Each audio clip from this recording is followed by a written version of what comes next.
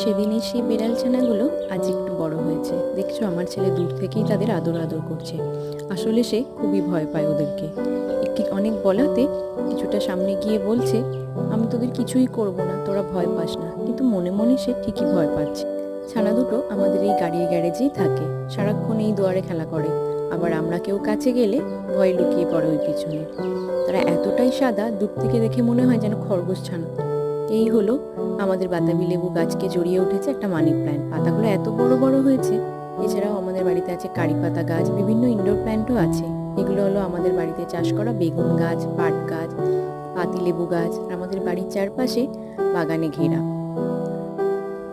আমাদেরই বাড়িতে আছে নিজস্ব কলা বাগান। এই যে দেখতে পাচ্ছ গাছগুলো, এগুলোই হচ্ছে আমাদের বাগান। আর লম্বা গাছগুলো হলো সুপারি গাছ।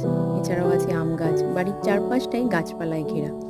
সারাক্ষণ যেদিকেই তাকাবো শুধু সবুজ আর সবুজ।